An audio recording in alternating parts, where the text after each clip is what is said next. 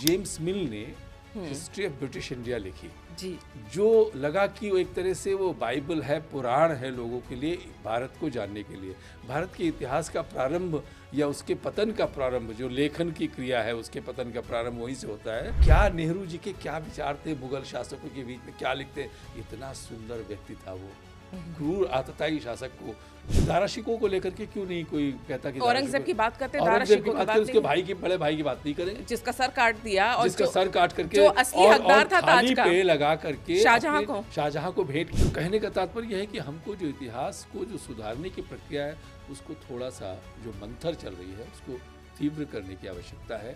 आप भारत के इतिहास को उन्होंने 3 भागों में बांटा था, इस्लामिक इंडिया, पहले हिंदू इंडिया, इस्लामिक इंडिया और फिर ब्रिटिश इंडिया। उसी के कहते कहते वो मैकाले ने लिखा कि एक जो इंग्लिश लाइब्रेरी है किसी एलीट की या कोई और लाइब्रेरी का, उसका जो एक शेल्फ है, एक पट्टी जो है किताबों की, उतने भर का ही जो गहन साहित्य और सभ्यता की जो पुस्तकें हैं, धर्म की, दर्शन की भारत में है, तो उसको क्या जानना। यहाँ से बैठे बैठे हज़ारों मील पे बैठ करके हम भारत के इतिहास को लिख सकते हैं। जब विश्व में लोगों को विश्वविद्यालय का आभास में नहीं था, तब हमारे यहाँ तक्षशिला, नालंदा, बल्लभी और ऐसे तमाम विश्वविद्यालय थे। 8 बड़े बड़े विश्वविद्यालय थे जब परिकल्पना भी नहीं की जा सकती थी यूरोपीय देशों में।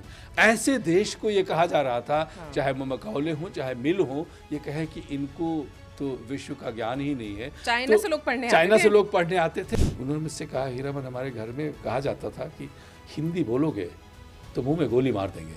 ये उनके शब्द हैं। मीडिया में और तमाम जो पत्रकार हैं, बड़े बड़े पत्रकार, जो दिग्गज पत्रकार, वो कहते हैं कि प्रधानमंत्री मोदी को अंग्रेजी यदि आती है तो वो हिंदी में क्यों बोलते हैं जब विदेशों में जाते हैं, चाहे वो अमेरिका में जाएं, चाहे किसी भी जगह जाए, हिंदी में बोलते हैं। ये बताइए, रशिया के प्रेसिडेंट को हमने नहीं सुना अंग्रेजी बोलते हुए, किसी को भी आपने सुना है? जापानीज के प्राइम मिनिस्टर को हमने नहीं सुना, तो और जर्मनी के चांसलर को हमने नहीं सुना बोलते हुए अंग्रेजी, या इटालियन प्रेसिडेंट को प्राइम मिनिस्टर अपनी भाषा में, फ्रेंच अपनी भाषा में बात। इसका अर्थ ये नहीं कि उनको अंग्रेजी नहीं आती है। 80,000 से अधिक हमारे मंदिर पूरे विश्व देश में तोड़े गए। तो हमारे जो वामपंथी इतिहासकार हैं वो संघर्ष करते थे ब्रिटिश इतिहासकारों से, इसलिए नहीं कि भारत के इतिहास को ऊपर दिखाया जाए, भारत में एक प्रकार के इतिहास को गढ़ा जाए। चेयर को एस्टैब्लिश करने के पीछे उद्देश्य ये था कि भारत को किस तरह से क्रिश्चियन बनाया जाए, किस तरह से यूरोपीय मानसिकता, ब्रिटानी मानसिकता के अनुरूप ढाला जाए, और उसके बाद एक और कार्य हुआ। नमस्कार, पांचजन्य में आप सभी का बहुत बहुत स्वागत है। हाल के दिनों में आप सभी ने ये शब्द ज़रूर सुने होंगे, औपनिवेशिक मानसिकता। हमारे प्रधानमंत्री भी बार बार बोलते हैं कि हमें औपनिवेशिक मानसिकता से निकलना होगा। कई बार आपने नाम सुना होगा, मैकाले की मानसिकता से निकलना होगा। आखिर मैकाले की मानसिकता क्या है, इससे निकलना क्यों ज़रूरी है, औपनिवेशिक गुलामिक मानसिकता क्या है, इन सब को लेकर साथ साथ क्या मैकाले की मानसिकता से लेकर मुगलों की महानता तक इतिहास के साथ छेड़छाड़ की गई है? क्या भारत में अब इतिहास को सही लिखने की आवश्यकता आ गई है, और अगर सही लिखने की अगर आवश्यकता आई है तो गलत क्या लिखा गया था? ये सब कुछ जानना तब ज़रूरी हो जाता है जब बहस इस बात पे छिड़ जाती है कि इतिहास के साथ छेड़छाड़ की जा रही है। ये छेड़छाड़ है या सुधार है? इसी पर बातचीत करने के लिए आज हमारे साथ हैं प्रोफेसर हीरामन तिवारी जी, जो कि जेएनयू में प्रोफेसर भी हैं, इतिहासकार भी हैं, और इनसे बेहतर इस विषय को और कोई नहीं समझा सकता। आपका बहुत बहुत स्वागत है सर। जी, बहुत बहुत धन्यवाद, और इतना सम्मान देने के लिए। मैं तो एक विद्यार्थी हूँ, लेकिन बहुत अच्छा लग रहा है आपके पांचजन्य के इस प्लेटफॉर्म पर आपके साथ चर्चा करते हुए। सर, आप तो विद्यार्थी बोल रहे हैं, लेकिन पहले के जो इतिहासकार, विशेष तौर से स्वतंत्रता के बाद के जो इतिहासकार थे, उन्होंने प्रोफेसर बनकर काफ़ी चीज़ें गड़बड़ की हैं जिन पे आज हमें चर्चा करना पड़ रही है। बिल्कुल, वो बहुत आवश्यक भी है, बहुत आवश्यक। आपने जैसे बताया कि वो एक मानसिकता है, उस मानसिकता से अपने आप को कैसे छुड़ाया जाए, ये बहुत आवश्यक है। सबसे पहली बात तो यही है, क्योंकि अभी हाल ही में जब वीर साहबजादों की शहादत दिवस मना रहे थे, वीर बाल दिवस, तब भी प्रधानमंत्री नरेंद्र मोदी जी ने अपनी स्पीच में कहा था कि हमें मैकाले की मानसिकता से बाहर निकलना होगा, गुलामी की मानसिकता से। ये मानसिकता है क्या? ये आसान शब्दों में समझाइए, और क्यों निकलना आवश्यक है? ये आपने बिल्कुल ठीक कहा। प्रधानमंत्री समय समय पर ये एक प्रकार से हम सभी को सचेत करते रहते हैं कि जिस प्रकार की मानसिकता पिछले 7-8 दशक में घर कर गई है, विशेषतया स्वतंत्रता के बाद, स्वाधीनता के बाद ऐसी अपेक्षा की जा रही थी कि हम अपने पैरों पर खड़े होंगे, अपने विचार सामने लाएंगे और उस माध्यम से इतिहास, दर्शन, राजनीति का अध्ययन करेंगे। लेकिन मकाओले की मानसिकता अर्थात ये कि हम जो इतने दिन पराधीन रहे हैं, 150 के वर्ष के आसपास जो अंग्रेज़ हमने हमारे ऊपर शासन किया, उसके पहले 400-500 वर्षों से जो मानसिकता चली आ रही थी, पहले तो अरबिक और पर्शियन मानसिकता आई, उसके बाद अंग्रेज़ीकरण हुआ, तो जो हम इतना दूर हो गए थे अपने धरातल से, अपनी धरती से, अपनी संस्कृति से। पुस्तकें पढ़ते थे लेकिन उसकी जो व्याख्या थी, उसको जो समझाने का जो तात्पर्य था, उन सब में जो स्खलन हुआ था, जो कमी थी, वो धीरे धीरे ऐसी बनी कि हमको ये लगता है कि अपनी प्राचीन भारतीय संस्कृति और सभ्यता के विषय में सोचना, उसके माध्यम से, उसके प्रामाण्य के आधार पर सोचना बड़ी लज्जा सी आती थी। तो धीरे धीरे ऐसा लगता है कि अंग्रेज़ी अगर आप बोलेंगे तो आप आज कम से कम स्वाधीनता के बाद से, स्वतंत्रता के बाद से ऐसा लगा कि अंग्रेज़ी यदि आपको आती है तो आप विद्वान हैं। तो सर ये वही बात हो गई कि मानसिकता जो मैकाले की, क्योंकि मैकाले पे हम चलेंगे 18वीं शताब्दी में, उनका ये कोट बहुत फेमस है कि a single shelf of a good European library was worth the whole native literature of India. Absolutely. अब आप देखिए, ये जो आपने कोटेशन दिया, इसी के आधार पर जब जेम्स मिल ने हिस्ट्री ऑफ ब्रिटिश इंडिया लिखी जी, जो लगा कि वो एक तरह से वो बाइबल है, पुराण है लोगों के लिए, भारत को जानने के लिए। भारत के इतिहास का प्रारंभ या उसके पतन का प्रारंभ, जो लेखन की क्रिया है, उसके पतन का प्रारंभ वहीं से होता है कि उस व्यक्ति ने भारत का कभी दौरा नहीं किया, यहाँ कभी नहीं आया। और जब उनसे कहा गया कि बिना भारत गए आप भारत के इतिहास को, उन्होंने 3 भागों में बांटा था। इस्लामिक इंडिया, पहले हिंदू इंडिया, इस्लामिक इंडिया और फिर ब्रिटिश इंडिया, इस प्रकार से उन्होंने बताया। और उन्होंने ये कहा है कि इस देश में कोई आशा नहीं है चिंतन की, जबकि हमारा देश चिंतन परक देश रहा है हमेशा, सभ्यता हमारी सदैव से ऐसी रही है।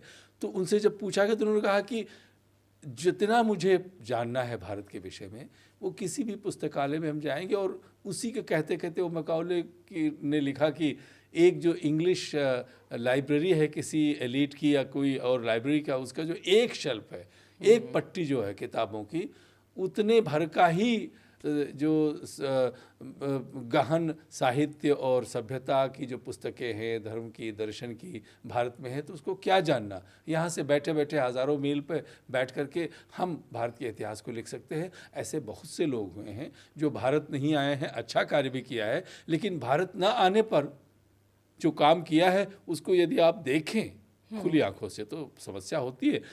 एक आजकल बहुत बड़ा नाम लिया जाता है, बहुत पहले से उन्होंने सेवा भी बहुत की है भारतीय सभ्यता और संस्कृति की और संस्कृत जगत की, विशेषतया उपनिषद, पुराण और वेद की, जिनको हम मैक्स मुलर के नाम से जानते हैं। मैक्स मुलर कभी भारत में नहीं आए, लेकिन कम से कम उन्होंने संस्कृत ग्रंथों का अध्ययन किया, सीखा और लिखने का प्रयास किया।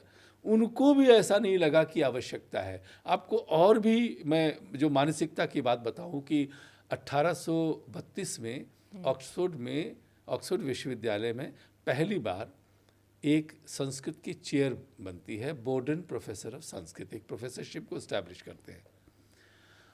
उसके लिए धन चाहिए होता है। किसने इस्टेब्लिश किया था? एक कर्नल बोर्डन थे जो ईस्ट इंडिया कंपनी की आर्मी में कर्नल थे। तो उनकी एक बेटी थी, उन्होंने जो भी पैसा कमाया था वो जाकर के ब्रिटेन में बसे और मरने से पहले उन्होंने अपनी विल में लिखा था कि इस धन को 2 भागों में हमारे धन को बांट दिया जाए। एक भाग हमारी बिटिया को चला जाएगा, दूसरा भाग जो है उसके लिए ऑक्सफोर्ड में संस्कृत की एक चेयर खोली जाए ना। सुनने में तो बहुत अच्छा लगता है, हम लोगों को लगता है कितनी अच्छी बात है, लेकिन क्या आगे ऑक्सफोर्ड में वो आज भी है, बोर्डन प्रोफेसरशिप आज भी है। और मैं चूँकि वहाँ का पढ़ा हुआ हूँ तो मैं अच्छी तरह से उसको जानता हूँ। तो वहाँ पर उन्होंने कहा लेकिन इस चेयर का, इस प्रोफेसरशिप का उद्देश्य यह है कि जो भारत में यात्रा करने वाले ब्रितानी हैं, इंग्लिश हैं, मिशनरीज़ हैं या ब्यूरोक्रेट्स हैं, वो संस्कृत सीखें।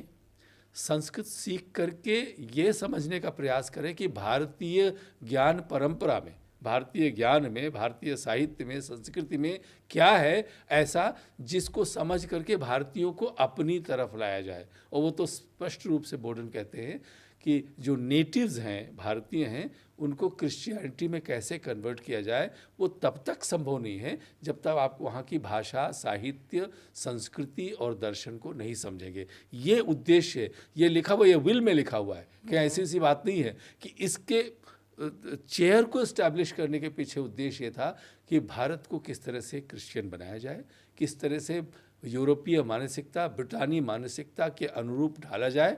और उसके बाद एक और कार्य हुआ। उसी समय वहाँ पर एक कॉलेज है, बेलियल कॉलेज, उस कॉलेज का मैं भी विद्यार्थी रहा हूँ। वहाँ पे एक बहुत विद्वान व्यक्ति थे जो उसके प्रिंसिपल थे, वहाँ पे मास्टर कहा जाता है प्रिंसिपल को। और वो बहुत ही विद्वान थे, ग्रीक और लैटिन भाषा के। उन्होंने बहुत सुंदर ट्रांसलेशन किया है, अच्छे लेखक थे, अंग्रेज़ी बहुत सुंदर लिखते थे, स्वाभाविक है, लेकिन वो ग्रीक और लैटिन के विद्वान थे। उनका नाम था बेंजामिन जॉवेट। बेंजामिन जॉवेट ने ब्रिटानी सरकार को सलाह दी कि यदि भारत में ब्रितानी राज्य को बहुत दिनों तक बनाए रखना है और सफल रूप में बनाए रखना है, तो हमको वहाँ के उन लोगों को और यहाँ के लोगों को प्रशिक्षित करना होगा कि भारत में किस प्रकार से उनको कार्य करना है, किस प्रकार से लोगों से संपर्क साधना है। तो जो सिविल सर्वेंट्स, जिनको हम ICS कहते थे, इंडियन सिविल सर्वेंट्स, उनकी ट्रेनिंग का जो पहला बैच जो है, उन्होंने बहुत दिनों तक कहा कि मैं ऑफ़र करता हूँ अपने कॉलेज में, इनको हम प्रॉपर ट्रेनिंग देंगे कि हमारे यहाँ सुविधाएं हैं, बॉडलिन लाइब्रेरी है और कॉलेज है, उनको प्रॉपर ट्रेनिंग देंगे, ऐसा प्रशिक्षण देंगे कि भारत में आकर के वो लोगों से सहज भाव से मिल करके और ब्रितानी शासन को पूरी तरह से शांत और सफल बनाए रखें।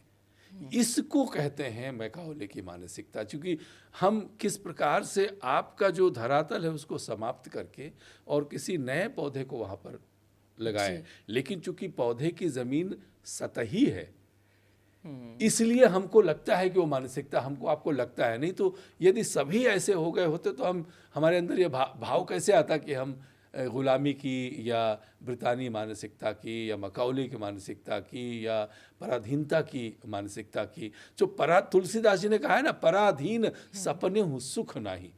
स्वप्न में भी सुख नहीं होता है। कोई भी स्वाभाविक रूप से व्यक्ति पराधीन होता है, इसलिए पराधीनता तो कष्ट थी ही, लेकिन वो पराधीनता कितने समय से चल रही थी, कितने समय तक और चलेगी।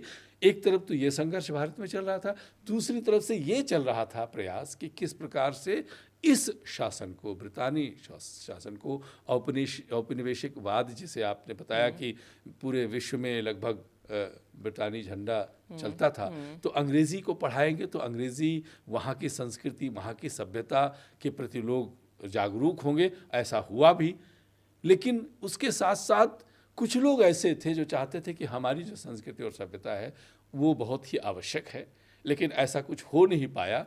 और जैसा कि आपने कहा कि स्वातंत्र्योत्तर जो हमारे बुद्धिजीवी हैं, चिंतक हैं, इतिहास है, इतिहास बहुत महत्वपूर्ण होता है। हमने प्रारंभ किया जेम्स मिल के इतिहास से, तो इतिहासकारों ने इस प्रकार की इतिहास प्रविधि बनाई कि हम उसी ढंग से सोचें जिस ढंग से भारतीय सोचने में अपने को प्रयास करके ब्रितानी या यूरोपीय माध्यम से हम सोचें और उसी हिसाब से हम इतिहास को लिखें। यानी जो आपने बताया, अपने को हीन माने। और जेम्स मिल ने कहा था कि भारतीयों के अंदर तो क्षमता है ही नहीं है। मैकाओले ने भी कहा था कि उनके अंदर सभ्य होने की क्षमता ही नहीं है उनके अंदर। इसका तात्पर्य यह है कि तब तक जड़ें काफ़ी ढीली हो चुकी थी, घुन लगने लगा था जड़ों में। यही मैं आपसे समझना चाहती हूँ, जब मैकाओले, क्योंकि 1835 में जो मिनट ऑफ मैकाओले बनाया था, हाँ, जिसके बाद ये सारी शिक्षा पद्धति जो है, हाँ, जो लागू की गई थी, उससे पहले भारत की जो गुरुकुल पद्धति थी, क्या उस पद्धति में किस तरह की चीज़ें सिखाई जाती थी? और ये जो अंग्रेजी सीखने में बुराई नहीं थी, लेकिन अंग्रेजी के माध्यम से जो मानसिकता को भारतीयों की बदलने बदली की गई है, बात है। किस तरह के एक होता था गुरुकुल में जीवन शैली सिखाई जाती थी, व्यक्तित्व निर्माण होता था, हर तरह की चीज़ें सिखाई जाती थी। लेकिन ये जो एजुकेशन सिस्टम इंग्लिश वाला आया था मकाओले के मिनट में, उसमें और इसमें अंतर क्या था और उद्देश्य क्या था? देखिए, सबसे पहले तो हमको ये समझना होगा कि गुरुकुल को आजकल हम बड़े नैरो सेंस में, संक्षिप्त स्वरूप में उसको देखते हैं। गुरुकुल का अर्थ ये नहीं कि एक गुरु है और 50 बच्चे बैठे पढ़ रहे हैं। गुरुकुल एक विश्वविद्यालय जैसी परंपरा है। और जब विश्व में लोगों को विश्वविद्यालय का आभास में नहीं था, तब हमारे यहाँ तक्षशिला, नालंदा, बलभी और ऐसे तमाम विश्वविद्यालय थे। 8 बड़े बड़े विश्वविद्यालय थे जब परिकल्पना भी नहीं की जा सकती थी यूरोपीय देशों में। ऐसे देश को ये कहा जा रहा था, चाहे वो मकाओले हों चाहे मिल हों, ये कहें कि इनको तो विश्व का ज्ञान ही नहीं है। चाइना से लोग पढ़ने आते थे। तो गुरुकुल का अर्थ ये नहीं है कि तृप्ति जी बैठी हैं और 10-50 बच्चे बैठे हैं और रोज आकर के सर्वगुण संपन्न है, सभी विषयों में दक्ष है, ऐसा नहीं है। गुरुकुल का अर्थ होता है वहाँ पे हर विषय के विशेषज्ञ। इन विश्वविद्यालयों में मेडिकल की शिक्षा दी जाती थी, नैतिक शिक्षा दी जाती, जैसे आपने कहा, दर्शन की शिक्षा दी जाती थी, वाद विवाद की शिक्षा दी जाती थी, संवाद की शिक्षा दी जाती थी, साहित्य संरचना की शिक्षा दी जाती थी। कालिदास इत्यादि जैसे जो बड़े बड़े कवि हैं, इनकी ट्रेनिंग ऐसे तो नहीं हो गई कि ये बैठे हैं किसी गुरु के पास। ऐसा संभव हो सकता है कि एक व्यक्ति समझा ले, लेकिन इतने बड़े इतने विशाल संख्या में लोगों को पढ़ाना, उसके लिए इंफ्रास्ट्रक्चर चाहिए, संरचना चाहिए। जैसे आपका ये कार्यालय है, इतने लोगों की आवश्यकता है। तो उसको गुरुकुल कह देने का अर्थ कई बार लगता है कि बस एक एजुकेशन सिस्टम है। गुरुकुल का तात्पर्य होता है एक बहुत ही प्रविधि संपन्न स्ट्रक्चरल एजुकेशन होता था, जिसमें हर विषय के दक्ष लोग अलग अलग शिक्षा देते थे, अलग अलग समय पर। चाहे वो संगीत की शिक्षा हो, चाहे राजनीति की शिक्षा हो, चाहे वो धनुर्विद्या और या शस्त्रास्त्र की शिक्षा हो। हमने महाभारत में पढ़ा है, द्रोणाचार्य जो है वो शिक्षा देते थे धनुष की और बाकी चीज, लेकिन उसके साथ साथ नैतिकता की। एक उदाहरण जो आता है महाभारत में, आपने देखा होगा कि वहाँ पे विश्वविद्यालय में या गुरुकुल में कह लीजिए, शिक्षा प्रणाली ऐसी थी जो लगभग आज ही आधुनिक जैसी थी कि पहले अध्यापन होता था, फिर उनका प्रशिक्षण था, उनकी परीक्षा ली जाती थी समय समय पर, उनका जिसे कहते हैं प्रैक्टिकल व्यावहारिक ज्ञान उनका है, वो भी परीक्षा ली जाती थी। व्यावहारिक ज्ञान के लिए बड़ा प्रसिद्ध एक उदाहरण है महाभारत में। द्रोणाचार्य एक एक करके सबकी परीक्षा लेते हैं धनुर्विद्या में कि कितना साध है। तो सब उसमें दुर्योधन आता है तो वो कहते हैं कि देखिए एक चिड़िया बैठी है, आपको उस चिड़िया को वेधना है। तो वो होकर के और प्रयास करते थे। अर्जुन जब आए तो द्रोणाचार्य कहते हैं भासम पश्यसि यद्येनम, यदि आप बताइए क्या आपको पक्षी उस पेड़ में बैठा हुआ दिखाई पड़ रहा है? क्योंकि परीक्षण का पद्धति है, परीक्षण और प्रशिक्षण की और परीक्षण की पद्धति है।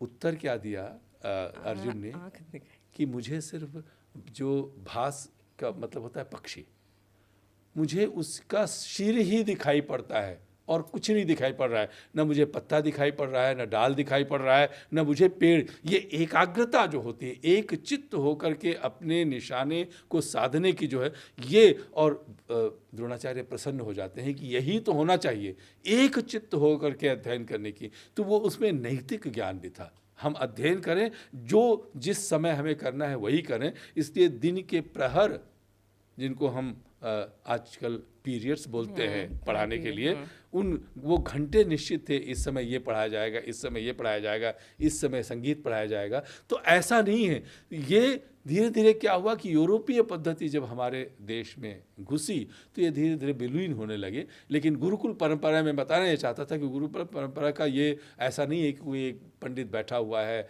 और वो सब कुछ पढ़ा रहा है और लोग कहते हैं कि उनके गाय भैंस चराते हैं। एक और उदाहरण दर्शन में दिया जाता है कि कुशल शब्द जो हम हिंदी में प्रयोग करते हैं, इसका मतलब होता है एक्सपर्ट। उसकी व्याख्या की कुशम लाति इति। तो गांव में अगर जाएं तो देखें, अगर अनेक प्रकार की घास होती हैं, लेकिन कुश जो है उसमें से एक जिसका उपयोग होता था दरी बनाने के लिए, बैठाने के लिए, पूजा के लिए, जो बच्चा कुश को पहचानने में सफल हो जाता था उसको कुशल कहते थे। कहने ये एक मेटाफर हो गया कि जो व्यक्ति अपने विषय में सफल हो गया, वाद विवाद में सफल हो गया, तो उसे कुश कहते हैं। तो ये कहने के लिए 8वीं शताब्दी में मंडन मिश्र को ढूंढते ढूंढते शंकराचार्य पहुंच जाते हैं, बनारस में ढूंढ रहे हैं। तो ये एक जिसे आज हम कहते हैं कि चाहे ये आपका पॉडकास्ट का प्लेटफॉर्म हो या लिटरेरी फेस्ट हो या कोई भी ऐसे संवाद के जो केंद्र आजकल आधुनिक युग में बनाए जाते थे, तो शंकराचार्य इतने बड़े विद्वान थे, मंडन मिश्र से शास्त्रार्थ करने के लिए उनको ढूंढने लगते हैं। और शास्त्रार्थ किस विषय पर? दर्शन के विषय पर, पद्धति के विषय पर, प्रमाण के विषय पर। प्रमाण क्या है कि मैं ब्रह्म हूँ, तो इसका प्रमाण क्या है, कहाँ से? जो प्रामाण्यवादी की परंपरा है, जिसको अंग्रेजी में एपिस्टेमोलॉजी कहा जाता है, उसी की दिशा में और ज्ञानवर्धन के लिए शंकराचार्य जाते थे। और शंकराचार्य अकेले तो नहीं गए होंगे, उनके साथ अनेकों लोग गए होंगे। तो कहने का तात्पर्य यह है कि शिक्षा पद्धति और प्रणाली थी, लेकिन चूंकि अंग्रेज़ों को हमारे ऊपर शासन करना था, सरलता से करना था, और उसके कुछ ही दिन बाद आपने देखा कि 1857 हुआ, उसको कितनी बर्बरता के साथ कुचला गया। तो समय समय पर ऐसे हुए हैं। और जो आपने बताया कि इसके पहले जो मांग चली थी, अरबिक शिक्षा को बढ़ावा दिया गया था मुगलों के काल में। 1790 के तक आते आते लगभग बहुत ही कम ऐसे व्यक्ति थे जिनको अरबिक आती न हो और वो किसी प्रशासनिक या सरकारी पद पर हों। जो प्रशासनिक पद पे रहते थे उन्हें आवश्यकता कि अरबिक सीखे। इसलिए जो ओरिएंटलिस्ट थे वो चाहते थे कि अरबिक रहे, और जो ब्रिटिश साम्राज्यवादी थे वो चाहते थे अंग्रेजी शिक्षा के।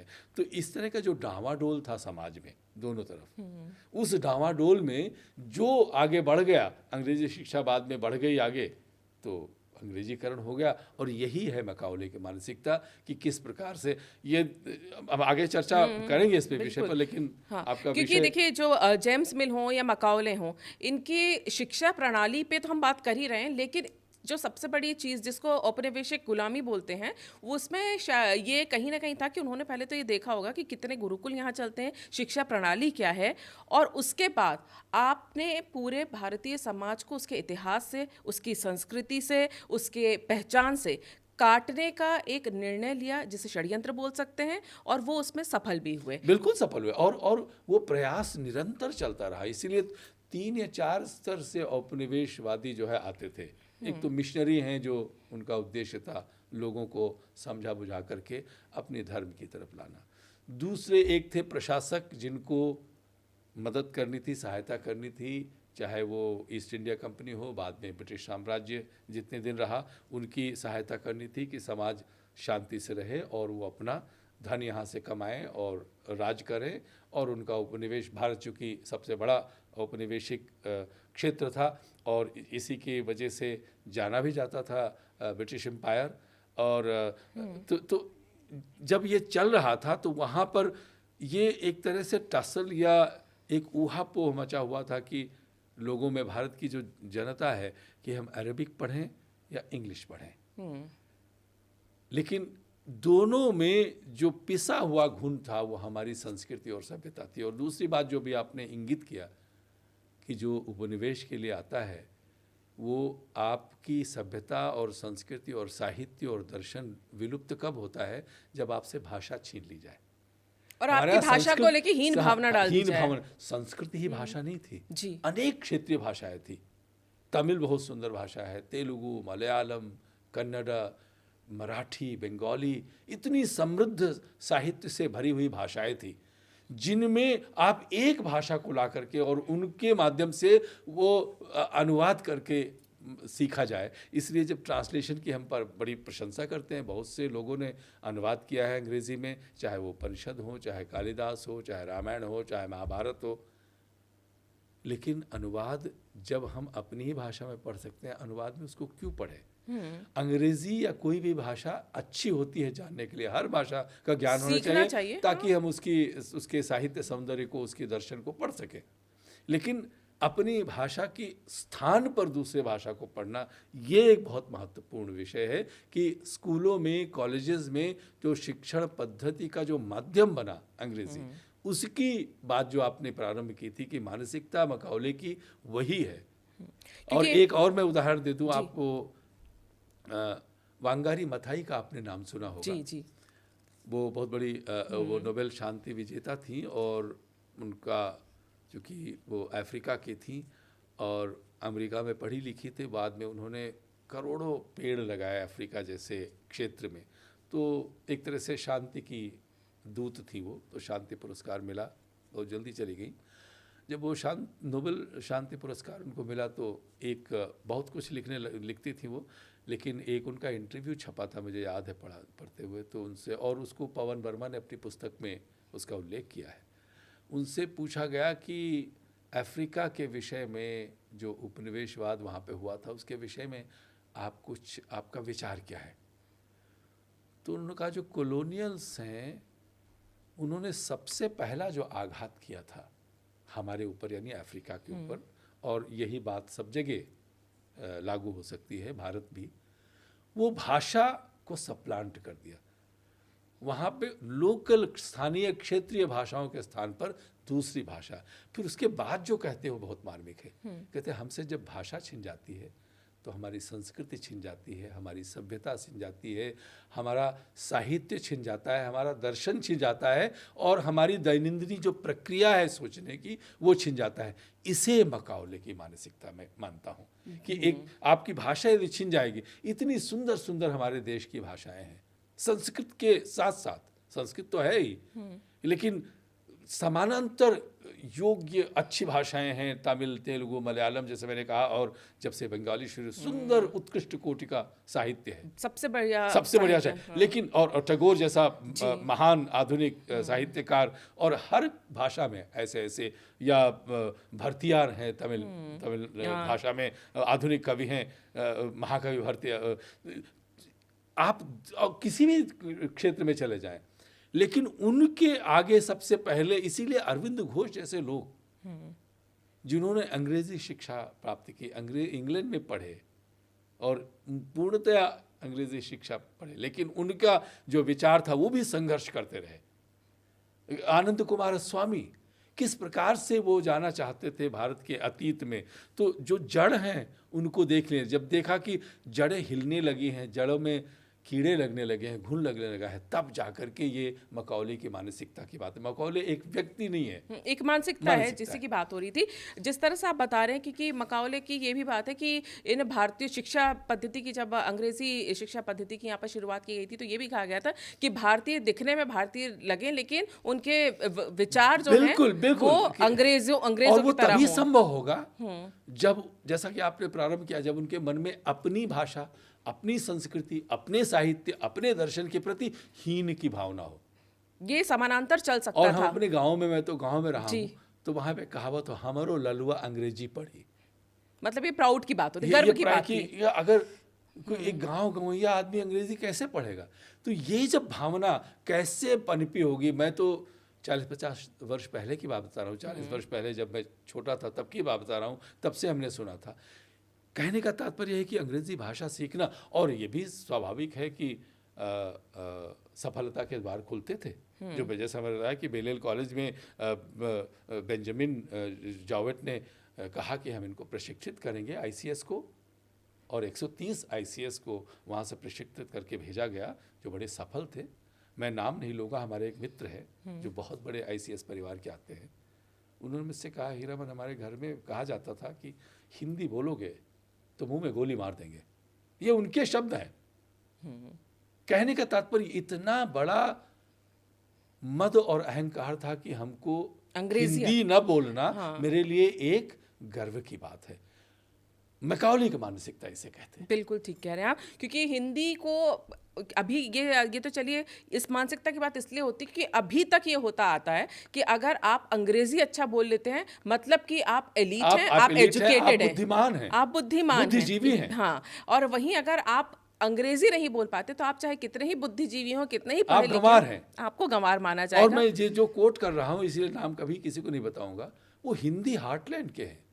लखनऊ जैसे स्थान से उनका परिवार संबद्ध है, और जब उनके मुंह से मैंने सुना, बहुत बड़े प्रोफेसर है, मैंने हाँ कर लिया, हंस दिया, लेकिन मैं कभी भूला नहीं। कहने का तात्पर्य यह है कि जिसको ये गर्व हो, और ये आप कह सकते हैं, चूंकि मुझे अंग्रेजी आती है तो इसलिए आप कह सकते हैं कि यू कैन से इट, लेकिन अंग्रेजी भाषा या कोई भी भाषा जानना मुझे बहुत अच्छी लगती है। अंग्रेजी भाषा पढ़ता रहता हूँ। अंग्रेजी भाषा जानना, अंग्रेजी भाषा के माध्यम से यूरोप और बाकी विश्व में के साहित्य में प्रवेश करना एक अच्छी बात है। बिल्कुल ठीक लेकिन है। अपनी भाषा पर निज भाषा उत्तम आहे, इसीलिए जो हमारे जो स्थानीय लेखक हैं, चाहे वो बाकी भाषाओं में हो या हिंदी की जब हम बात करते हैं तो हिंदी भाषा में इतने सारे हैं जो अधिकार। हरिवंश राय बच्चन अंग्रेजी के प्रोफेसर थे और हिंदी के सुंदर लेखक थे। सच्चिदानंद हीरानंद बादशाहन जी, इतने बड़े हिंदी के लेखक थे, उनके बारे में कहा जाता था वो अंग्रेजी में सोचते थे लेकिन हिंदी में लिखते थे। कहने का तात्पर्य यह है कि जब आप उस भाषा के साथ इतना रम सम जाते हैं, जब आपको लगता है कि आपको कोई भय नहीं है अपनी भाषा में, अपनी माँ की गोद में जिस प्रकार से बच्चा बड़ा सरल और बहुत सहज और बहुत सुरक्षित महसूस करता है, उसी प्रकार की अपनी भाषा और संस्कृति होनी चाहिए। उससे ही काटने का जो प्रयास है उसे मैकाउली के मन से। आप जिस तरह से बात कर रहे हैं आईसीएस परिवार की बात कर रहे हैं, तो एक ये भी बात होती है कि उन्होंने जो एजुकेशन सिस्टम बनाया था, किसी भी भाषा का विरोध नहीं है। इंग्लिश तो एक ग्लोबल लैंग्वेज है, तो किसी को भी आनी चाहिए, आपको कम्युनिकेट करना है या दुनिया से संपर्क में रहना है। लेकिन अंग्रेजी के आड़ में आपने भारत की भाषाओं के साथ जो प्रहार किया है, उसको हीन भावना से ग्रसित कर दिया है कि भारतीय अपनी भाषा, जैसे चाइनीज अपनी भाषा से कभी भी जापानीज की आप बात कर लीजिए, गौरवान्वित महसूस करते हैं। तो जिस पे गर्व होना चाहिए, जो आपकी अपनी मातृभाषा है, उसके प्रति हीन भावना डालना और अंग्रेजी को लेकर इतने अधिक कॉन्शियस हो जाना कि अगर ये नहीं आई तो हमारी तरक्की नहीं हुई। एक राजनीतिक वक्तव्य हो जाएगा, लेकिन मैं लोगों को पता लग जाएगा मैं क्या कह रहा हूँ। मीडिया में और तमाम जो पत्रकार हैं, बड़े बड़े पत्रकार, जो दिग्गज पत्रकार, वो कहते हैं कि प्रधानमंत्री मोदी को अंग्रेजी यदि आती है तो वो हिंदी में क्यों बोलते हैं जब विदेशों में जाते हैं, चाहे वो अमेरिका में जाएं, चाहे किसी भी जगह जाए, हिंदी में बोलते हैं। मुझे लगता है कि मुझे पिछले 10 वर्ष में जो इतना परिवर्तन आया है कि अंग्रेजी आवश्यक तो नहीं, प्रधानमंत्री है, उनके पास 20 इंटरप्रेटर्स हो सकते हैं। सर ये बताइए, रशिया के प्रेसिडेंट को हमने नहीं सुना अंग्रेजी बोलते हुए, किसी को भी आपने सुना है? जापानीज के प्राइम मिनिस्टर को हमने नहीं सुना, तो और जर्मनी के चांसलर को हमने नहीं सुना बोलते हुए अंग्रेजी, या इटालियन प्रेसिडेंट को प्राइम मिनिस्टर अपनी भाषा में, फ्रेंच अपनी भाषा में बात। इसका अर्थ ये नहीं कि उनको अंग्रेजी नहीं आती है, लेकिन अपनी भाषा पर, अपनी संस्कृति पर गर्व होना चाहिए। यही तो पिछले 10 वर्षों में जो हुआ है, किस प्रकार से हमको ये लगता था अपने ऊपर धीरे धीरे गर्व हो रहा है। इसलिए हमको अब बोलते हुए, आपसे बात करते हुए कि अंग्रेजी हमें बहुत अच्छी लगती है। बिल्कुल, पढ़ता हूँ खूब, उसमें सहज महसूस करता हूँ, लेकिन उतना सहज नहीं जितनी हमारी अपनी भाषा है, हिंदी है, संस्कृत है, बाकी भाषा है। और भारतीय के लिए, एक भारतीय के लिए कहना कि वो दुभाषी तिभाषी, हर भारतीय दुभाषी तिभाषी है, इसलिए अंग्रेजी सीखना कोई बहुत बड़ी बात तो है नहीं किसी भारतीय के लिए। एक भारतीय जो है सहज रूप में गांव की भाषा बोलता है, फिर खड़ी बोली बोलता है, और तमाम लोग हैं, आप मराठी भी बोल सकते हैं, हिंदी भी बोल सकते हैं, बंगाली भी बोल सकते हैं। भारत में तो बहुत विविधता है। तो इसलिए ये कहना कि अंग्रेजी के अतिरिक्त कोई और भाषा आएगी तो वो बुद्धिजीवी नहीं होगा। ये या मानसिकता जो बनाई गई थी ना, और ये जो इस पे भी एक विवाद रहा है कि एक रट्टा मारने वाली एक एजुकेशन सिस्टम ला दिया गया था जिसमें ज्ञान होना और एक होता है कि किसी चीज को पढ़ के उगल देना जी, वो उसको लेकर भी चलता रहा है। ये एक संस्कृत में दर्शन में है, ज्ञानस्य विषयो ह्यन्यः फलम अन्यत् उदाहृतम्। ज्ञान का विषय अलग होता है, जो हमें फल चाहिए वो अलग होता है।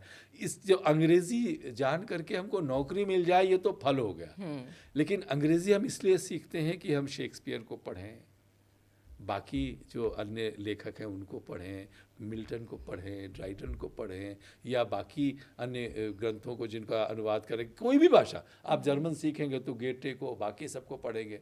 तो ज्ञान के लिए जो शिक्षा प्राप्त करना वो एक अलग बात है, क्योंकि यहाँ पे कहा गया था कि हम इनको शिक्षित अंग्रेजी में, जैसा आपने बताया था कि वो अंग्रेजी माध्यम से सोचेंगे, इंग्लिश मानसिकता से सोचेंगे, औपनिवेशिक मानसिकता से सोचेंगे, और उसी प्रकार से उनको संभालना हमारे लिए आसान होगा, न कि एक ऐसा व्यक्ति जो अपनी भाषा के लिए बिल्कुल और संस्कृति के लिए इतना दृढ़ है और संकल्पित है, उसको संभालना आसान नहीं होगा। यहाँ पे हम मैकाले और ये जो हमने बात की औपनिवेशिक मानसिकता की, ये हमने हिंदी को लेकर या हमारी बाकी भाषाओं को लेकर, लेकिन भारत जब स्वतंत्र हुआ तब तक तो काफ़ी हद तक इंग्लिश जो है पूरी तरह से हावी हो चुकी थी। हमारे राजनेता हो, चाहे वो हमारा एजुकेशन सिस्टम हो, चाहे हमारी ब्यूरोक्रेसी हो, सब जगह अंग्रेजी। और पहला भाषण जो दिया गया था स्वतंत्रता में मध्यरात्रि को, ट्रिस्ट विद डेस्टिनी, जो बहुत सुंदर भाषा में लिखा हुआ है, लेकिन अंग्रेजी में दिया गया था। अब वो अलग बात है कि आज हम कह दें कि भाषा का विवाद चल रहा है देश में, लेकिन वो किसी अन्य भाषा में भी जा सकता। भारत की इतनी भाषाएं हैं, वो अपनी वो अगर उनको डोगरी आती होती तो डोगरी में कह सकते थे, हाँ डोगरी में बोल सकते थे। ये बात है। तो ये मानसिकता पूरी तरह से हावी हो चुकी थी, लेकिन उसके बाद जो एक अपेक्षा थी, जो एक और छेड़छाड़, परिवर्तन की अपेक्षा थी। एक तो ये हो गया कि एक मानसिकता को लेकर कि मैकाले की मानसिकता ने भारतीय संस्कृति को लेकर जो हीन भावना पैदा कर दी। हमारे पास पूरा एक अवसर था स्वतंत्रता के बाद कि हम अपने भारत के इतिहास को, उसके गौरव को, चाहे वो हमारे वेद पुराणों से लेकर और आधुनिक इतिहास तक की बात हो, उसको सुधारने का, उसको रिपेयर करने का समय था। लेकिन जो उसके बाद हुआ, जो वामपंथी इतिहासकार आए हैं और उन्होंने जिस तरह का इतिहास भारत का लिखा है और जिस पे लगातार विवाद होता है और जिसको जब सुधारने की बात होती है तो कई लिबरल और सेक्युलर लोगों को ये ज़रूर बुरा लगने लगता है कि आखिर क्यों उन्होंने किस तरह से मुगलों की तारीफ करना और भारतीय वीर राजाओं के गौरव गाथाओं को दबाना या उनकी अवहेलना करना। अब आप मुझे ये बताइए कि पूरी जो 40, 50, 60 साल चलती रही ये इतिहास के साथ छेड़खानी, इसके पीछे की मानसिकता क्या थी और किस तरह का इतिहास हमें पढ़ाया गया? अब आप देखिए, सीढ़ी चढ़िए कि पहले तो 19वीं शताब्दी से लेकर के अंग्रेज़ी भाषा का जब यहाँ पे एक प्रकार से प्रारंभ किया गया, जो शिक्षण पद्धति, जो एलीट स्कूल थे, सब जगह तो स्वाभाविक अंग्रेज़ी भाषा नहीं पढ़ाई जाती थी, गांव वालों को तो गवैया करके छोड़ दिया था। तो जो मैटर करते थे, जो प्रभावी लोग थे, जिनका नियंत्रण हो सकता है समाज पर, वो सभी अंग्रेज़ी भाषा से पढ़ कर के, विशेषतया इंग्लैंड में जा कर के पढ़ कर के आते थे, और वो उसी प्रकार से तो जो हमारी शिक्षा पद्धति बनी, तो उसमें ये लाया गया कि जो ये बुद्धिजीवी हैं, जो स्वाभाविक रूप से वामपंथी विचारधारा के थे, चाहे वो विशेषतः हमारा विषय जो इतिहास को ले ले, वो उनको आगे किया जाए, उनको नीति निर्धारक बनाया जाए। फिर वो स्कूलों की पुस्तकों भी, जैसे एनसीईआरटी की आपने उसकी तरफ इशारा किया है, तो एनसीईआरटी की पुस्तकों में किस प्रकार से पुस्तकें लिखी जाए, उनके मन में जो भावना थी। तो मुझे स्मरण आता है 1810, 1820 के आसपास का जो वातावरण रहा होगा, जब ये कहा जाता था कि अरबिक अच्छी भाषा है, इसके माध्यम से हम मैथमेटिक्स इत्यादि हम सब पढ़ाएंगे और भारतीय भाषाओं को हम अनुवाद कर देंगे इसमें और लोग पढ़ेंगे। वो जो ओरिएंटलिस्ट जो एटीट्यूड था, ओरिएंटलिज्म को समझना बहुत आवश्यक है।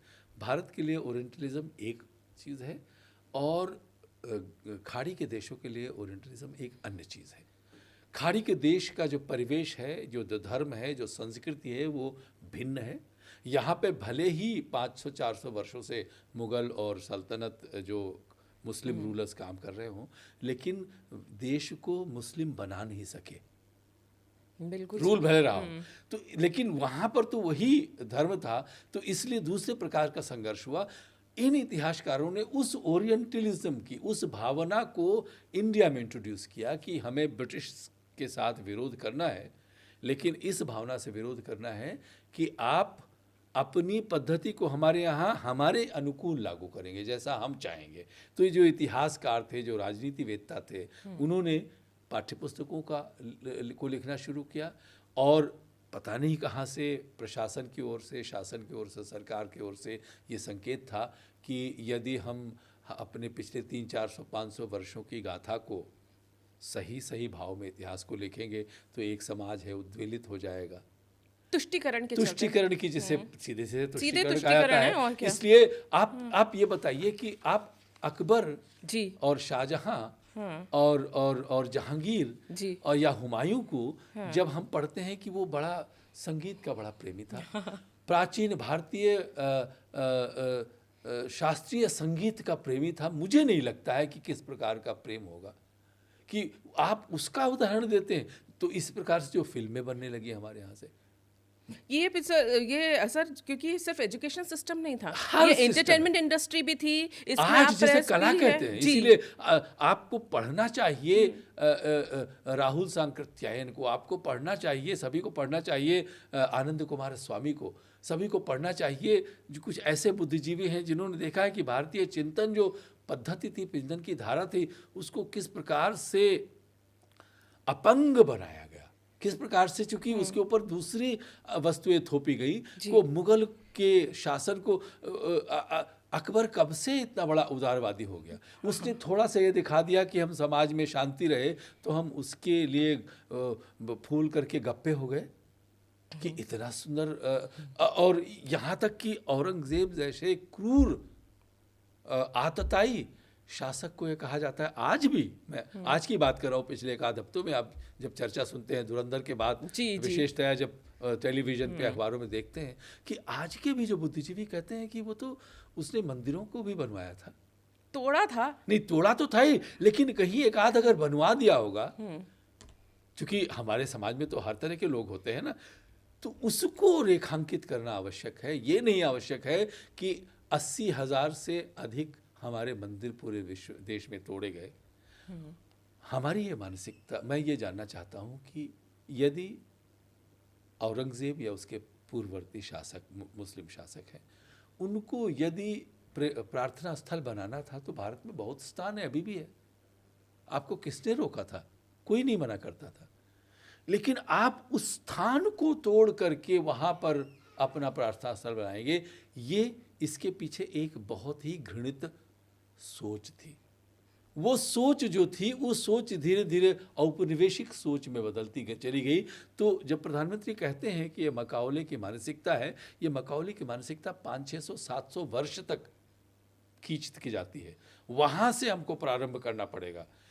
चूंकि ब्रिटिश शासन कुशल शासन था, अपेक्षाकृत, हाँ, कंपैरेटिवली देखा जाए, क्योंकि हाँ, इसलिए लगता है कि ये जल्दी से प्रवेश हो गया। लेकिन अंग्रेजी भाषा सीखने की जो लालसा, इच्छा है, वो तो स्वाभाविक होनी चाहिए किसी भी नई भाषा को सीखने के लिए। लेकिन मानसिकता जो थी कि आपका जो कुछ है वो सब बेकार है, जैसे आपने प्रारंभ किया, मकाओले का एक कोटेशन है जिसको बहुत लोग कोट करते हैं कि आज भी, पिछले सप्ताह एक जर्नलिस्ट कह रहा था यूके का कि we gave India the language, English language. We gave India the railways. क्या उनके पास था?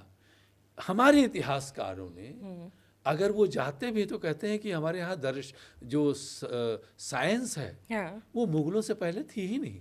सही बात है। बड़े बड़े इतिहासकार, मैं इरफान हबीब का नाम लेता हूँ, वो कहते हैं कि जो विज्ञान की परंपरा है वो मुगल के काल में इंट्रोड्यूस हुई। इससे बड़ा, जिसे परवर्जन जिसे अंग्रेजी में कहते हैं, अंग्रेजी भाषा का सहारा लेना पड़ रहा है, जो जिसको किस रूप में, जिस प्रकार से एक तरह से मलिन मानसिकता, इरफान हबीब की आपने बात की, रोमिला थापर की हम बात जो करेंगे। इन्होंने हमारे, हाँ, हमारे इतिहास को काल्पनिक बताया, रामायण को जो है, महाभारत को एक तरह से जो काम निकाले वाली मानसिकता की आप बात कर रहे थे, स्वतंत्रता के बाद जिस चीज पे हमें गर्व होना चाहिए था हमारी संस्कृति पे, उसको मिथ बता दिया। मिथ बता दिया। अच्छा, क्यों? अच्छा, उसका एक उदाहरण हाँ। देता हूँ कि रोमिला थापर बहुत बड़ी इतिहासकार है, सुंदर लिखती हैं, हमारे उसी विभाग जी, में है जहाँ आप पे तो मैं हैं ही आज जेएनयू के आजकल उसी अध्यक्ष विभाग हूँ में। उसका। जी, आप अध्यक्ष हैं लेकिन उसके। हाँ, उन्होंने एक बड़ी चतुराई से क्या किया हाँ, कि चरित्र एक इतिहास होता है, बायोग्राफी जिसे बोलते हैं। तो उन्होंने एक बड़ी अच्छी विधा प्रारंभ की, बायोग्राफी एज ए हिस्ट्री।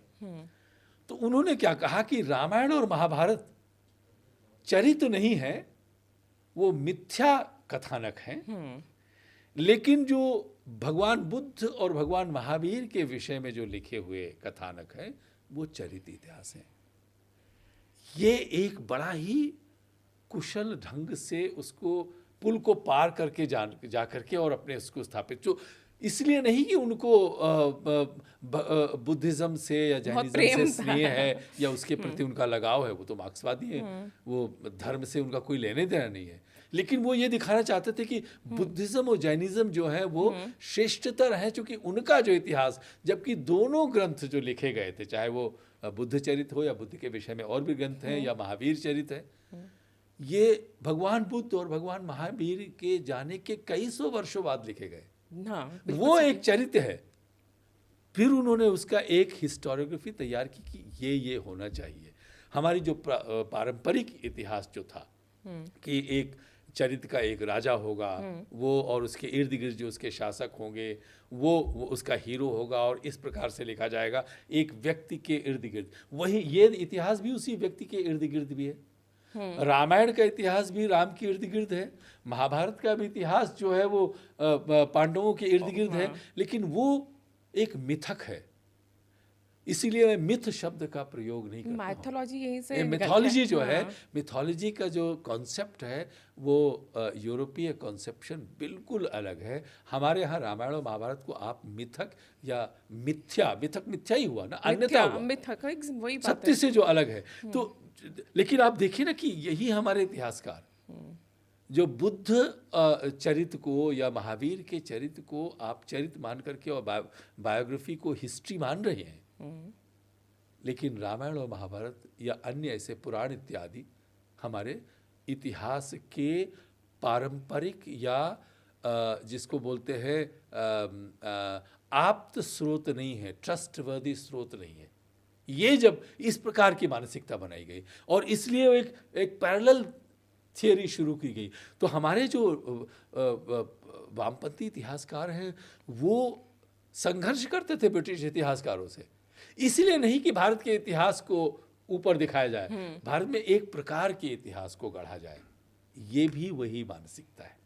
इसीलिए जब हम, आपने कहा बिल्कुल सुधारने की आवश्यकता है, जब बचपन से बच्चों को नहीं पढ़ाया, जब यही बताया जाएगा कि औरंगजेब मंदिर बनवाता था, दान देता था, तो उसने क्या क्या किया उसके विषय में, या अकबर जाकर के वहाँ पे हजारों राजपूतों के सिर मुंड को इकट्ठा करता था और जनेऊ इकट्ठा करके कहता था इतना होना चाहिए, लेकिन वो बाबर पिरामिड बनाता था नरमुंड वो के। अकबर महान है, लेकिन मनु जो है वो गड़बड़ व्यक्ति है। लेकिन लोगों को ये नहीं पता कि मनु तो अकेला है, मनु का राज कहीं नहीं चलता था, मनु जैसे 20 हमारे यहाँ थे, इसलिए मनुस्मृति होगी, लेकिन मनुस्मृति की महत्ता उस प्रकार से लोगों ने नहीं दे दी, क्योंकि और तमाम याज्ञवल्क्य स्मृति है, बाकी स्मृतियाँ हैं, तो मनुस्मृति हमारे लिए महत्वपूर्ण नहीं है। हमारे यहाँ एक ग्रंथ नहीं है, एक ग्रंथ वाला ये सभ्यता नहीं है। हमारे यहाँ तिरुवल्लुवर है तमिलनाडु में, तमिल भाषा के। हमारे यहाँ रामायण का रामावतारम भी है, वाल्मीकि भी है, तुलसी भी है, और इणुतचन मलयालम में भी है, और आपके बंगाली रामायण कृतिवास भी है। बिल्कुल ठीक। तो एक व्यक्ति नहीं है। तो मनुस्मृति को, मुझे हंसी आती है जब मनुस्मृति को कौन उसकी चिंता करता है। ऐसी तमाम स्मृतियाँ, उससे भी अच्छी स्मृतियाँ हैं, लेकिन ऐसा नहीं कि सब कुछ उसमें गलत हो। उसमें एक चीज़ जो नोट की जाए न, जितने भी वामपंथी इतिहासकारों की, उन्होंने एक लाइन ले ली, जाति वर्ग संघर्ष का भारत हाँ, में तो वो एक सहज संस्कृति हो गया पर, कि हाँ, मनुस्मृति को लोग मनुस्मृति को लेके जाति वर्ग और संघर्ष हम बताना जैसे लोग आसान तो है। परवाह नहीं करते, जो अच्छा होगा सब जगह से मिलेगा, मनुस्मृति में जो खराब है उसको भूल जाओ। तुलसी से पूछा गया था कि आपको रामायण से इतना महात्मा गांधी से पूछा गया था, महात्मा गांधी को रामचरितमानस से बड़ा प्रेम था और इसीलिए वो राम राज्य की परिकल्पना करते थे रामचरित के माध्यम से। हालांकि रामचरितमानस की जो राम राज्य की परिकल्पना है वो वाल्मीकि राम राज्य की परिकल्पना के बिल्कुल समान है, क्योंकि लगभग वो अनुवाद करते हैं, पैराफ्रेज करते हैं तुलसी। अगर आप बैठे किताब लेकर के देखें तो रामचरितमानस और वाल्मीकि संस्कृत की ओरिजिनल रामायण। तो उनसे एक बार पूछा गया कि ये रामचरितमानस में तो ऐसी ऐसी बातें लिखी हुई हैं जो महिलाओं के खिलाफ है या किसी जाति वर्ग के खिलाफ है। तो गांधी जी कहते हैं कि आपको किसने कहा है कि उसको पढ़िए? जो आपको नहीं अच्छा लगता है वो, हमारी सभ्यता में जो आपको रुचिकर नहीं लगता है, जो आपको लाभप्रद नहीं है, उसको पढ़ने की, उसका पालन करने की आवश्यकता नहीं है। एक और चीज़ मैं आपसे पूछूंगी, चाहे वो आर एस शर्मा हो, डी एन झा हो, इन्होंने भारत की जो संस्कृति है उसको लेकर जो बातें की थी, या जेम्स मिल भी जो थे, हिंदुओं को अंधविश्वासी बताना, भारत की संस्कृति, भारत का इतिहास जो था उसको मिथ बताना, भारत के जो वेद हैं उनको नकार देना। इससे पहले तो जब तक अंग्रेज नहीं आए थे भारत में कुछ होता नहीं था, और मुगल जब तक नहीं आए थे तब तक भारत में कोई डेवलपमेंट नहीं हुआ था, कोई कला नहीं, वैज्ञानिक सोच ही नहीं थी। इसलिए न्याय दर्शन, वेदांत दर्शन, वैशेषिक दर्शन का कोई मतलब नहीं। मेरा ये आपसे पूछना यह है कि जब इन इतिहासकारों ने ये इतिहास लिखा होगा, आप इतिहासकार हैं, जब हम तो विद्यार्थी रहे हैं, स्कूलों में पढ़ाए, हमेशा कहा जाता है सोर्सेज बहुत महत्वपूर्ण होते हैं, है ना, प्राइमरी सोर्सेज होते हैं, सेकेंडरी कैसे करेंगे? हाँ, सोर्सेज, लेकिन जो सोर्सेज मौजूद थे आपने उन्हें नकार दिया, क्योंकि अब वो समय है कि जो सोर्सेज, चाहे आप राम सेतु पुल की बात करें, उसको नकार दिया गया कि ये तो था ही नहीं, ये ऐसा था ही नहीं। तो आपको सुप्रीम कोर्ट में एफिडेविट दिया था, 2008 में। आज जो है हम बात करते हैं, जब राम मंदिर बना और पूरे में जब वो आपको हर जगह जगह जाके वो सारे चिन्ह मिलते हैं, आपके पास सारे जो कहते हैं साक्ष्य, प्राइमरी और सेकेंडरी जितने भी तरह के साक्ष्य जब मौजूद होते हैं, उनको नकार कर अगर आप एक गलत इतिहास लिखते हैं और मुगलों को अगर आप महान बताते हैं, तो क्या अब इस समय ये वो वक्त नहीं आ गया है कि हमारी आने वाली पीढ़ी जो हमने पढ़ा वो ठीक है, उनको सही बताया जाए? बिल्कुल ठीक, एकदम वही होना चाहिए जी। उसको हमको ठीक करने का मतलब ये नहीं है कि अब रिप्लेस कर रहे हैं। हाँ, रिप्लेस उसमें नहीं करना, जो कमियां हैं, जो करेक्शन है, किसी इतिहास को बदल तो सकते नहीं है, लेकिन एकांगी इतिहास लिखा गया। तो दूसरा एक सबसे बड़ी समस्या जो भारत में रही है इतिहास में, जिसको बहुत कम जिसकी चर्चा करते हैं, नॉर्थ इंडिया, उत्तर भारत का जो है उसको लेकर के, यानी मुगल का इतिहास, जिसको हम अलीगढ़ स्कूल बोलते हैं या जेएनयू स्कूल भी आप कुछ बोल सकते हैं, लेकिन हमारे दक्षिण भारत में इतना समृद्ध इतिहास है, उसको कितने लोगों को पढ़ाया जाता है? कहीं एक आध पेपर इधर उधर होंगे। आप उसको स्कूलों से क्यों नहीं पढ़ाते हैं? चाहे वो पांड्य हों, चेर हों, जो भी हों, उन सबके चोल हों, उन सबका इतिहास क्यों नहीं पढ़ाते? इतिहास, क्योंकि हम तो देखते हैं बच्चों की किताबें जब देखते हैं तो इसमें दो लाइनें होती हैं, भारतीय इतिहास दो लाइनें होती हैं उनकी। भारतीय इतिहास को पूर्णतया उत्तर भारत के इतिहास से जोड़ करके, बिल्कुल, जिसको हम अलीगढ़ स्कूल कहते हैं, क्योंकि वो आसान हो गया, मुगलों के ऊपर लिखना पढ़ना आसान हो गया, सोर्सेज मिल जाते थे। अब अगर बाबरनामा किसने लिखा? बाबर ने लिखा। हाँ, बाबर के साथ जो रहता था वो लिखता था, वो तो अनपढ़। हाँ, तो या आप जिसका भी नामा होगा तो वो तो प्रशंसा ही करेगा ना, तो तथ्य कहाँ से, उसमें कहाँ से सबसे बड़ा तथ्य हो गया? दरबारी होते थे ना जो लिखते थे। लेकिन इसलिए जो आपने चूंकि स्रोत की बात की इतिहास में, और ये इतिहासकार यही कहते हैं कि आपको जो चाहते हैं वो चुनेंगे आप। जिस प्रकार का इतिहास हम लिखना चाहते हैं, जिसको आपने सिलेक्टिव बोला, किस एकांगी इतिहास को लिखने की जो परंपरा है उसको बढ़ाया गया। इसलिए मैंने कहा उठा के पीटिए, एक मनु का थैला है उसको पीटते रहिए बाहर से, क्योंकि उसमें जो आपको लगता है कि समाज में आपको भी बुरा लगे, उसको आप केंद्रित करके कहिए ऐसा इतिहास है, बाकी अन्य चीज़ों को आप छोड़ देते हैं। इसी इतिहास से एक, क्योंकि अभी मैं कहीं सुन रही थी और पढ़ा था कि नेहरू जी ने अपने भारत एक खोज में काफ़ी कुछ भारत के इतिहास और मुगलों के इतिहास के बारे में लिखा था, और कहा था गजनवी जब आया था तो उसने देखा यहाँ बड़े सुंदर मंदिर हैं, और बात वहीं ख़त्म हो जाती है। लेकिन उसके बाद जो उसने बोला कि अब इन्हें तोड़ दो, वो नेहरू जी भूल गए। और दूसरे वो क्या प्रशंसा करते हैं, हमारे ऊपर था कि हम जब स्वाधीन हुए, हम स्वतंत्र हुए, तो हम अपने रास्ते को, अपने मार्ग को कैसे चुने, ये हमसे कहीं भूल हुई, और वो भूल वहीं से प्रारंभ होती वो है। भूल शायद वही ट्रिस्ट विद डेस्टिनी से हाँ। प्रारंभ होती है। बिल्कुल ठीक है, और शायद भूल इसलिए भी वही नहीं। ब्रिटानी झंडे के नीचे। हाँ बिल्कुल सही, क्योंकि भूल ऐसा है कि जब हमारे पहले मुगलों के अधीन रहे, जो भारतीय संस्कृति वहाँ दबाई गई, उसके बाद एक अंग्रेज आए, आप ऑलरेडी दबे हुए थे। एक ऐसा समाज था जो कि बहुत ज़्यादा सप्रेस्ड था, और उसमें भी उसको वनरेबल जिसको बोलते हैं ना, जी, कि जी, उस समय बिल्कुल। बहुत नाजुक स्थिति में था। लेकिन अब जब हम स्वतंत्र हैं और जब हम चीज़ें बदल सकते हैं, तो फिर अब हमें अपने संस्कृति पे, अपने इतिहास पर गर्व करने का समय आ गया है। इतिहासकारों ने ये क्यों नहीं लिखा कि हमारी 5वीं 6वीं शताब्दी में वल्लभी विश्वविद्यालय बना था, विश्वविद्यालय था, गुजरात पे था, जिसकी प्रथम वाइस चांसलर महिला थी, भारत में भारत महिला। में। और आज के लगभग 2500 वर्ष पहले, जब किसी को विश्वविद्यालय की स्पेलिंग नहीं आती थी दुनिया में, तो आप, और एक नहीं, चारों कोनों में थे। 5वीं शताब्दी से लेकर के 12वीं शताब्दी के बीच में जो हम नालंदा का बड़ी बात करते हैं कि बहुत दिनों तक चला नालंदा, तो उसके बाद के हैं तक्षशिला, विक्रमशिला, वल्लभी, जो बांग्लादेश में एक विश्वविद्यालय है। तो और उन सब का एक आकार एक था, किस प्रकार से विश्वविद्यालय होना चाहिए, जिनको आप गुरुकुल कह सकते हैं। जैसे हमने प्रारंभ किया था, गुरुकुल का अर्थ ये नहीं होता। गुरु का मतलब होता है जहाँ से ज्ञान प्राप्त हो। विश्वविद्यालय, पाठशाला, या ये यहाँ पे जहाँ भी ज्ञान प्राप्त हो, वो गुरुकुल होता है। लेकिन जब हम एक वैश्विक शिक्षा देना चाहते हैं, हर विषय की शिक्षा देना चाहते हैं, जहाँ पे गणित की शिक्षा होगी, विज्ञान की शिक्षा होगी, राजनीति शास्त्र, एक विधिवत तरीके से, विधिवत शिक्षा होगी, उसकी हम बात कर रहे हैं। बिल्कुल ठीक है आपने। अब आप ये बताइए कि इतिहास तो बदलना है, मतलब बदलना, सुधारना है। तो सुधारने में, जैसे कि लोग कह रहे हैं 10 से 11 साल हो गए, ये जो सरकार आई थी इससे अपेक्षाएं बहुत हैं, क्या दिक्कतें आती हैं कि जो चीज़ें बदल जानी चाहिए थी उनमें इतना समय लगता है? आपने देखा ना कि जैसे ही कुछ किया जाता है तो एक नैरेटिव गढ़ा जाता है कि आपने उसको निकाल दिया। लोग पढ़ने का प्रयास नहीं करते। कहने का अर्थ यह है कि बच्चा जो स्कूल की शिक्षा है, स्कूल में जो इतिहास पढ़ाया जाएगा, चाहे 8वीं में होगा, चाहे 9वीं में होगा, चाहे 11वीं में होगा, इसके पहले विश्वविद्यालय में तो अलग बात है।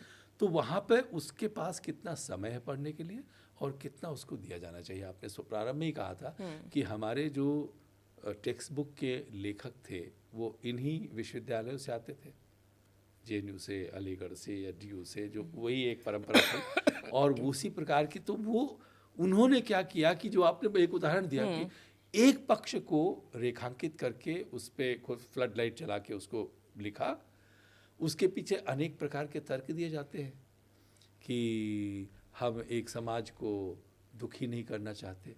अरे भाई, उस क्रूर शासक से हमारे भारतीय मुसलमान का क्या लेना देना है? और आप इतिहास से और छेड़छाड़ करके, इतिहास जो सत्य है, यदि आप मनुस्मृति की कमियों को या किसी की कमियों को दिखाना चाहते हैं तो उनकी कमियों को दिखाने में आपको समस्या कहाँ से आती थी? ये एक बात है। तो जो लेखन की जो एक विचारधारा थी, एक नैरेटिव था, उसको गढ़ा गया। ये बात ठीक है कि हो जाना चाहिए, अब तक उसमें सुधार करना है। इतिहास तो कोई बदल नहीं सकता। ये जो नैरेटिव गढ़ा जा रहा है कि इतिहास को बदल तो सकते नहीं हैं, हम उसको सुधार सकते हैं। किस रूप में? हर पक्ष को लेकर के आएंगे कि दाराशिकों को लेकर के क्यों नहीं कोई कहता कि औरंगजेब की बात करते, औरंगजेब की बात करें, उसके भाई की, बड़े भाई की बात नहीं करेंगे, जिसका सर काट दिया, और जिसका सर काट करके जो असली हकदार था ताज का, पे लगा करके शाहजहां को भेंट किया, जो सबसे प्रिय बेटा था, कोई विद्वान था। उसने उपनिषदों का अनुवाद किया, उसने ऐसी पुस्तकें लिखी जो देखा कि यहाँ पे भारत की, ये बात ठीक है कि वो भी इस्लामिक विचार का व्यक्ति था, लेकिन वो क्रूर नहीं था, आतताई नहीं था। लेकिन उसकी कोई बात नहीं करता, उसकी कोई बात नहीं करना चाहेगा। हम अब तो आप उनके ऊपर कुछ लोग लिखते हैं, लेकिन एक हॉबी के माध्यम से। तो औरंगजेब तो कहने का तात्पर्य यह है कि हमको जो इतिहास को जो सुधारने की प्रक्रिया है, उसको थोड़ा सा, जो मंथर चल रही है, उसको तीव्र करने की आवश्यकता है, ताकि जिससे कि हमारे विद्यार्थी है, हमारा समाज है, जो युवा है, वो अच्छे सही ढंग से इतिहास को पढ़े। जो अच्छा है, जो अच्छा नहीं है, दोनों को जितना आवश्यक हो वो पढ़े, और फिर विश्वविद्यालय में जाकर के अपने आप विचार करें, स्वतंत्र रूप से विचार करें क्या सही है क्या नहीं है।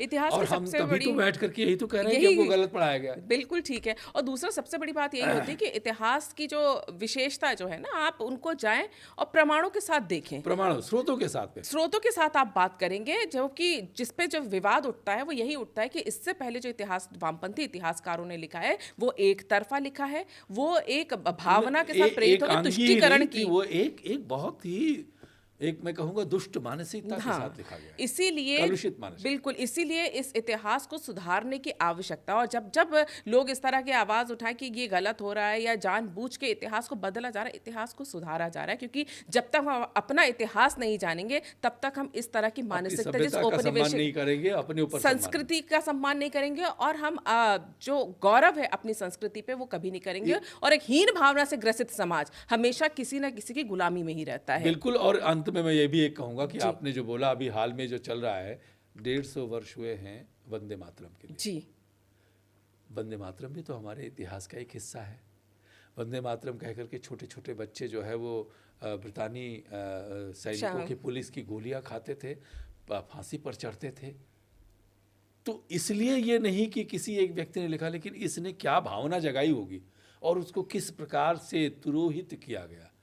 क्रांतिकारियों के लिए वो जुनून की तरह था। जुनून की तरह था। तो उस पर जब चर्चा होती तो लोगों को कष्ट होता है, लेकिन कष्ट इसलिए भी नहीं होगा कि लोगों के मन में बसा हुआ है।